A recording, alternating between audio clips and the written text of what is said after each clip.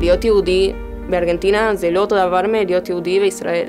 אבא שלי, הוא העביר לנו את האהבה של הארץ, ואז ידעתי שאחרי הבגרות רציתי לעלות. אני מגיעה מבואנוס איירס, ארגנטינה. אני באה ממשפחה כאילו יהודית, ציונית. עשיתי עלייה, הגעתי באולפן, הייתי בקיבוץ, התגייסתי, הייתי בצבא, הייתי חיילת בודדה. Про Львів перший раз я згадала, коли почалася війна, і я зрозуміла, що Всевишній дав нам цю можливість захистити нас, і в нас є Ізраїль. עליתי מצרפת, מפרווה של פריז. אחר כך עשיתי תוכנית מסע, עשיתי שירות לאומי בבית ספר, ולמדתי פסיכולוגיה וחינוך בזכות המינהל הסטודנטים עולים. עכשיו אני עובדת עם עולים דוברי צרפתית. То, як нас зустріли в Ізраїлі, коли ми прилетіли і вийшли з трапу, ми не знали, що нас чекає, ми не знали, куди ми йдемо. Але багато людей стояли з прапорами Ізраїлю та України, раді, що ми прилетіли, що ми в безпечності.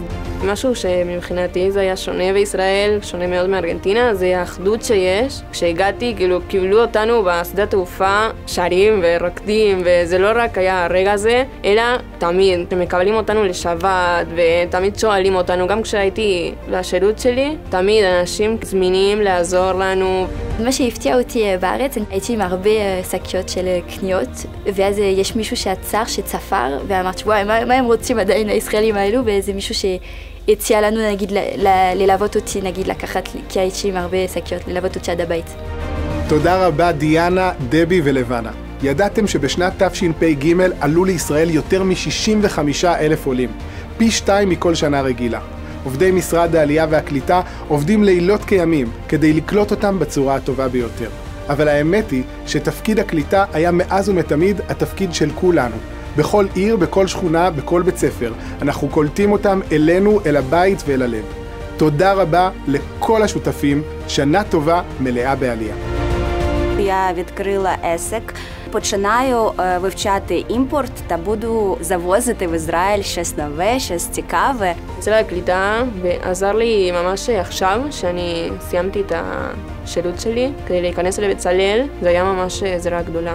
ברוך השם יש לי משפחה, כשבניתי בארץ, זה גם אני מגשימה את העתיד, ולעבוד עם עולים זה גם, אני מרגישה שזה שליחות.